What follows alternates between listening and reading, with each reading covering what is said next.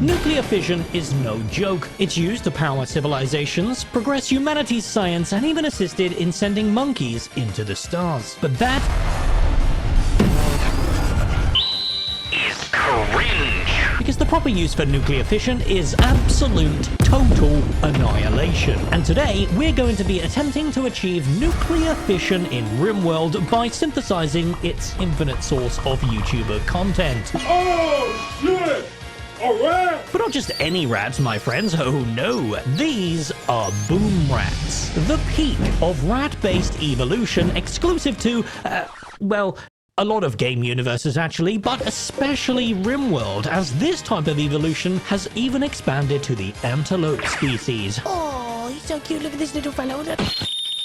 Today's challenge is quite simple. We have 1 year to set up a breeding facility that can sustain enough Boomrats so that their combined energy can achieve the same destructive power as the world's first actively used nuclear weapon. Because after exactly 1 year, the breeding speed of these rats would increase by not 4, not 5, not 6, but 1000%. And if we're not prepared,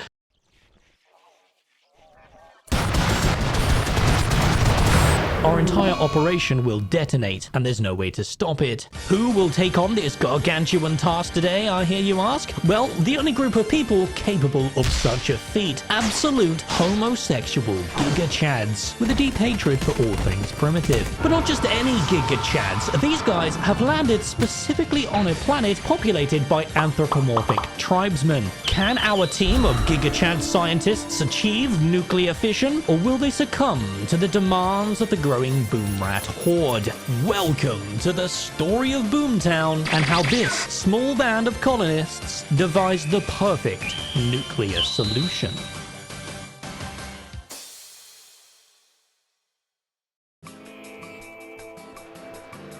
Joining us today are a group of 4 distinguished gentlemen. Their traits and passions are split among a variety of skills, with each of our scientists passionate for one of these 4. Plants, cooking, animals, and intellectual. The holy square of useless expertise. Luckily, they worship the god of culinary hell and have a genetic code similar to a packet of ready salted crisps, or chips for the Americans in the audience. Meaning they're as basic can get, but that will change soon enough. However, the stars of the show have yet to show themselves, and the beginnings of our nuclear fusion arrive with our colonists. 2 Boomrats with a passion for only 2 things: making love and consuming food. Their names? Top and Bottom. I'll let you guess which is which. Our first task in this tepid, chlorophyll-rich forest was to Burn it to the ground. I mean, set up accommodations for our scientists and special guests. A task that would face us with our first problem. You see, despite the slow-ticking time bomb of this challenge, sending our Boomrats into super-enhanced fetus generators after 1 year, throughout the entirety of the year leading into that, the Boomrats will naturally grow in number, and thus it's important to not only quell that number to a manageable state, but also allow them to get to a point where testing can be performed. Therefore, a lot of trial and error is going to be conducted to figure out the exact ratios we need in order to sustain future generations of these, oh, so cute little fellas. I love them so much. And this is a small sample of this challenge's many problems. You see, whenever a Boomrat dies by any means, it explodes, killing anything nearby, and thus, because anything nearby is also a bunch of Boomrats, it sends out a chain reaction that kills anything in its radius, until eventually the entire Boomrat herd is obliterated, basically ending the run in an instant. Luckily for us, that happened in another timeline, because in the next attempt, we progressed through the first few days without too much trouble. Top gave birth to her first pair of pups, or well, wait a minute. Kitten? And we began the process of creating our infrastructure like any colony in Rimworld would. Basic housing, power supply, a rice field, fridge, and recreational area. Everything your average Rimworld colony needs. But to accommodate for our special guests, we also need a barn area. A simple fence, some beds, and a food storage area will do for now, because it's time to talk about the most important part of this entire operation. Kibble is the most efficient food to mass produce for feeding animals, and sometimes even humans. It takes 20 veg product and 20 meat product to produce 50 kibble, and can even be produced without electricity. It is the ultimate superfood, specifically for animals. And the veg product was covered for now with our rice field, but the meat, well, that still needed to be solved, and luckily for us, there is a source of meat in Rimworld that is pretty much infinite. Just in time for dinner to arrive, for you see, as I so smoothly glossed over before, our group of subpar combatants are worshippers of the culinary god of hell. This means they enjoy a nice melt-in-your-mouth wolf steak, a delicious slice of pig bacon, and oven-roasted pixie flesh. They're cannibals, to put it simply, and as an added bonus, such meat can also conveniently be used for kibble. And thus, the meat processing operation begins. Every single dirty, disgusting little furry raider that comes to our base will be processed into meat to either feed our colonists Or feed the Boomrat machine. The remaining days of the first season were spent stockpiling a sustainable supply of power and food ready for the challenges to come, because our Boomrats were now 4 in number. The numbers would swell to 6, then 8, and by the end of the season, the steady snowball will roll out of control unless we do something about it. So here is where we'll begin the process of management, as this is the point in the playthrough as we'll begin to test both their sustainability and destructive capabilities. But this was a process that needed to be taken seriously. There's no joke about your dad being sterilized here, my friends, because sterilization has a chance to fail. And failing an operation on a Boomrat can sometimes result in... shit. Luckily, this was in another reality, because attempt number 3 resulted in 3 successful operations, stunting the growth of the Boomrats for the time being. Top remains our one and only fertile Boomrat, and the team prepares for the summer to descend upon them. With the colony well on its way to success, we were managing our mental breaks with absolute finesse. Fucking slaves! See? He stopped. The only problem was the slowly dwindling supply of meat, but you see, in my hubris, I decided to accept a quest which would hit our colony with a heat wave right at the start of the summer season. It's already summer after all. How much more could a little heat hurt us? I said to myself. Well, due to either my lack of Rimworld experience or just a simple oversight, I didn't insulate my fridge correctly, and all the meat that we had accumulated started to rot away. But it seems Randy took pity on me, as moments after this disaster, he replenished our supply of meat with a delivery of 4 goats, which we promptly slaughtered. But this drew my attention to our current infrastructure. It was time we considered some expansion through a variety of self-defense as we prepare for future meat delivery. Raids. Surrounding us on the map were 5 separate hostile tribes, evenly split across a variety of Rimworld's most interesting races. The Wolfmen, the Pigmen, the Imps, the Neanderthals, and the most dangerous of the bunch, the Pirate Wasters. Each group offers different challenges to overcome through their racial genes. The Wolfmen have fierce melee capabilities, the Neanderthals have significantly increased defenses, and the Imps can spit out fire. Luckily, as they're all just basically tribesmen, bar the Waster group, our combat capabilities don't need to be overly dramatic. Just a simple kill box should keep us safe for a couple more seasons, but what we really needed to focus on is our Boomrat situation and the ultimate goal of this challenge. And I know what you guys are thinking. Why did I choose Boomrats over Boomalopes? Boomalopes do have a significantly larger explosion after all, and thus we need far less of them to achieve our goal. And you're correct. However, after some research, there was one major problem with the Boomalopes and this particular challenge. The mating and growth intervals between the 2 animal types are on completely different scopes. The Boomrat mate and grow twice as fast as the Boomalopes, but only consume 1/4 of the food, and that is a very important statistic for a challenge about stockpiling food before you're eventually overrun by numbers. But enough about boring maths, let's talk about explosions. What constitutes the same destructive energy as the little boy nuclear bomb, but perhaps more importantly, how do we convert Boomrats into that? Well, the way I performed mental gymnastics to justify this ludicrous fantasy is by converting the explosion of a Boomrat to real-life energy using its diameter. A Boomrat's explosion on average is 3 by 3 squares. For the purposes of immersion, we'll say that one tile in Rimworld is equivalent to 1 meter in real life. For simplicity's sake, the explosion diameter of a Boomrat is 4.2 meters. The closest equivalent I could find to match the fiery destruction hidden within these balls of, probably flesh, is the ordnance used in an M8 rocket during World War II. It releases an explosive force that equates to 2 kilograms of TNT, or by using the power of off-screen maths, we can put it all together and see how many Boomrats we need to accumulate the same energy as the little boy nuclear bomb. 62.7 million megajoules of energy divided by 9,200 is...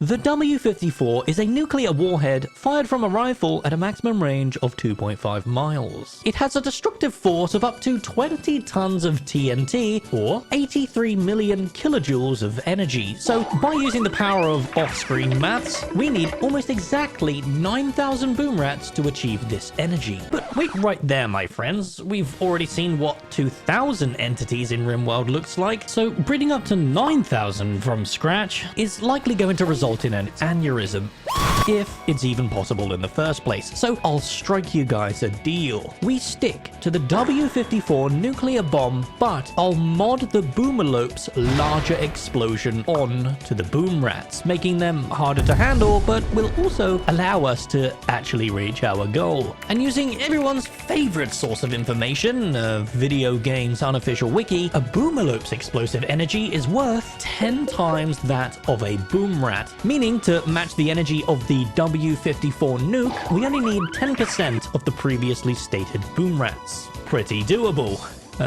Probably. With all that set in stone, we can turn our attention back to the colony's progress and focus on actually testing the destructive power. Our kill box was certainly doing its job defending us from Randy Random's onslaught, and Randy was so impressed with us, in fact, that he blessed us with a new colonist with a passion in construction. So we used them to finish the entire wall structure around the base before she witnessed something she shouldn't have. So we put her out of her misery. But tangents aside, the Boomrats were beginning to grow in number again, so why not test out their destructive power by throwing them at an incoming raid? The process for this is quite simple. Normally, you can't control Boomrats in any capacity, but by creating a single area tile that they're forced to stand on through the Animals tab, you can basically create living landmines that are most certainly gonna get the job done. And jobs done they did, as we now have a makeshift defense mechanism as well as an additional Boomrat quelling method, freeing us up to consider expansion once again. And there was one particular way that I could think of to prepare ourselves for the future, and it wouldn't be eating into our dwindling food supply. A way that requires a quick trip to Night City, where we decide it's a good idea to knock on this chunk of unknown space tech, activate its tracking beacon, and then stick the dirty microchip we found on the dead corpse into our brain. Surely nothing can go wrong.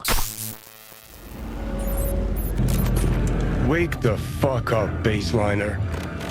We've got Boomrats to breed.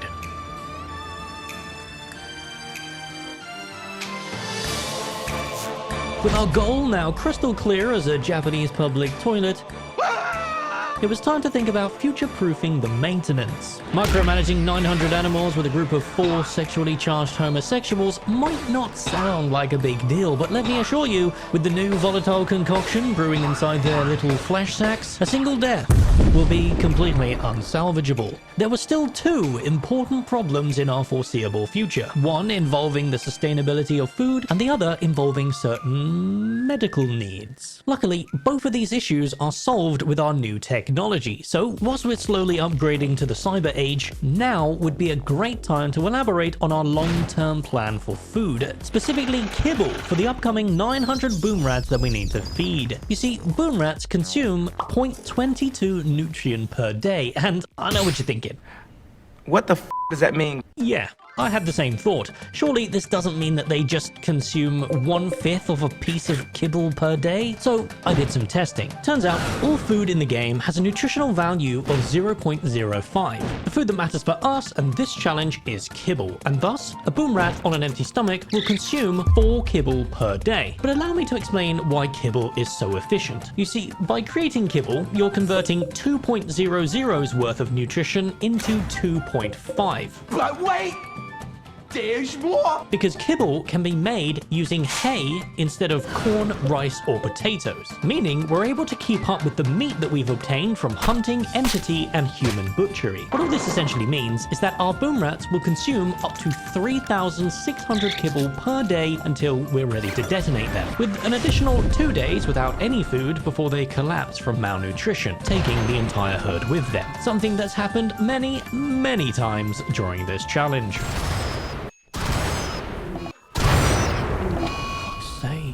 And that, my friends, is the solution to our first problem. Hay is the key to long-term success. You know, provided it doesn't get blight and I have to cut it all down. Or a flash freeze happens and it all dies. Or lightning strikes it in the middle of a raid and then it all burns. Yeah, that was a painful one. But don't worry about that, because all of that happened in previous attempts. And this time, we've avoided Randy Random's cock and ball torture.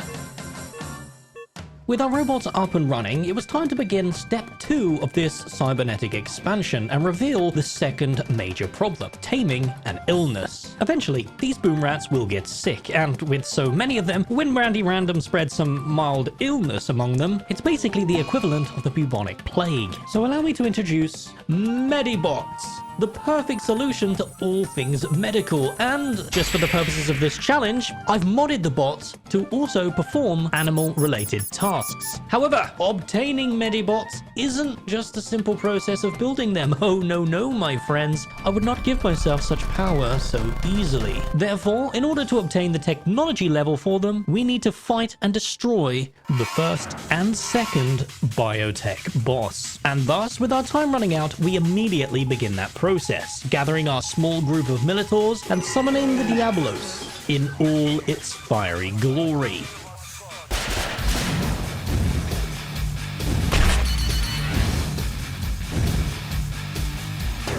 Unfortunately, our battle was cut short because he simply ignored our existence, then walks straight into our base, soaks all of our gunfire, and completely obliterates my entire stockpile of supplies. But don't worry folks, because that was in another reality. And in the next attempt, he went down pretty smoothly, giving us the signal chip and putting us one step closer to that foolproof solution to this nuclear problem. The final days of autumn come to an end, and we get ready to prepare ourselves to take on the War Queen. The arrival of the winter season means that our precious crops need to be protected by the subtle winds of the slowly creeping frost. If the temperature drops below an acceptable tolerance, all crops will die and kibble production will stop completely. But all is not lost, my friends, because you can protect your crops with a greenhouse, and this will be the primary objective throughout this mild winter season. As the initial days of the season tick by, our colonists make some final rounds on the sterilization process, all whilst continuing to defend against the various meat wagons Randy Random sends us. The inevitable Boomrat horde will explode in number 12 days from now, so it's imperative that we are as efficient as possible when it comes to kibble production. For you see, all throughout the playthrough, our boy Tyrone has been our primary researcher. He has a burning passion in it after all, and his skills are now well above a Harvard grad student. That means we now possess all the necessary research to build a greenhouse. But unfortunately, hay is not growable in a hydroponics, so we just stick to rice until the temperature returns to normal next year. The only real issue that we had up until this point was the lack of components. Due to no traders in this this hostile furry land. But we found just enough to keep the base running, at least this time we did. Ignore the other 4 attempts where I ran out of components by the 2nd season. But enough delay, it's time to discuss our attack plan for the War Queen. With the robots freeing us up a lot of extra time, I had Tyrone research the 2nd tier of turrets. We constructed 2 and lined them up nicely on the battlefield, but it was like Randy himself was thirsty for blood as he offered us a quest that would give us 6 temporary colonists, making our chances of killing the War Queen as high as they'll ever be. We then decommission all of Billy's current robots and equip him with 8 total Militaurs to take on the incoming War Queen. But we had a secret weapon. At this point, we have accumulated over 40 Boomrats, and although the fire itself doesn't do any damage to mechs, the explosion does. And like a barrage of mortars, we get a teaser of the damage these Boomrats can actually do.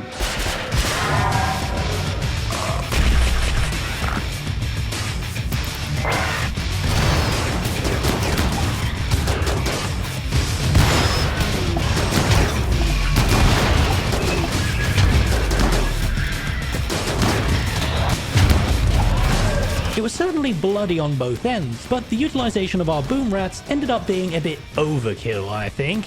In the end, the War Queen and her pikemen went down without causing any fatal injuries to the scientists, with even a few of our temporary colonists surviving the onslaught. And this was the stroke of luck that we needed to complete the final step of this challenge, because I can now extract their brains and convert them into paramedics. We decommission all of our current bots and begin replacing them with Medibots. But not before we get our first taste of what's to come.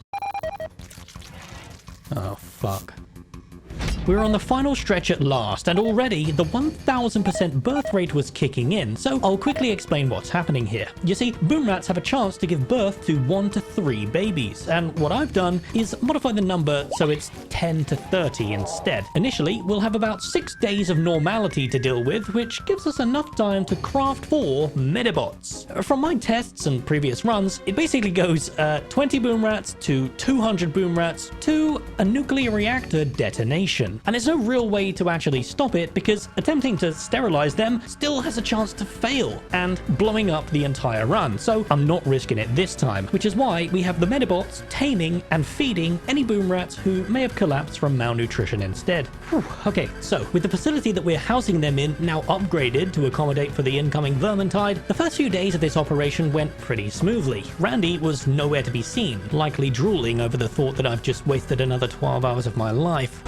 But not this time, you sadistic bastard, because now we have paramedics. The potential anomaly you sent me in the form of a colonist turned out to have no anomalies whatsoever. But just a few days into the year, the swelling of Boomrats was already eating into our kibble supply, but not enough to cripple us yet, as we have plenty more raw food to keep up with demands. What I couldn't keep up with though was the instability of the paramedic mod trying to help these Boomrats, but we'll just brush this under the rug and hope it doesn't end our run. Speaking of ending the run, our infinite supply of Boomrats now means that any kind of raid just gets completely annihilated by our minefields. And remember when I told you that new colonist wasn't an anomaly? Well, turns out he's a traitor instead, because he turned on us when a group of wasters attacked our base. Thanks for that one, Randy. We can at least still inject his body into the Boomrat machine. As you can see, with the Boomrats breeding so quickly now, progression in the colony is quite full on. Just 9 days into the year, we had already accumulated 200 Boomrats, and within the next 6 days, the challenge will instantly complete. You know, provided we don't run out of kibble between then and now. But a lucky Bulk's good trader has likely secured kibble for at least another week. In addition, our preparation throughout this entire run should have secured us anyway. At this point, if we sold all of our Boomrats to an exotics good trader, it would offer us 27,000 silver. But I have a much more interesting idea for these little critters, and it involves their true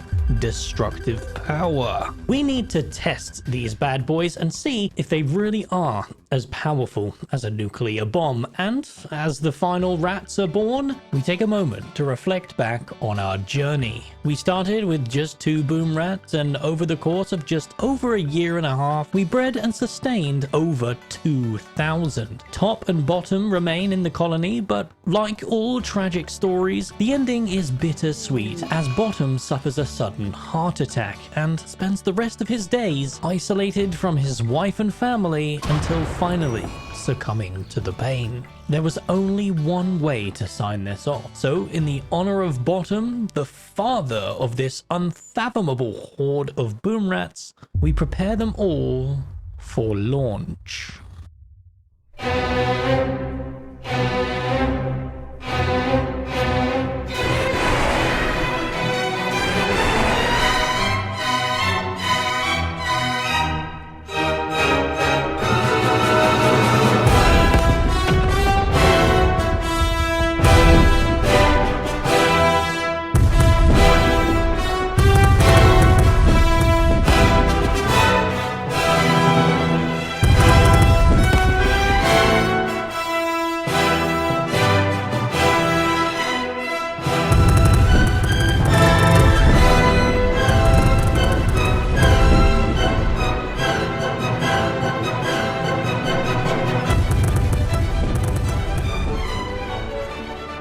And that's it for today's video. I hope you enjoyed it because I very much enjoyed making it. Rimworld is a fantastic canvas for storytelling, and I'm excited to explore a few of my other insane ideas. If you're here at the end, I appreciate you very much. So subscribe, and I hope to see you in the next one.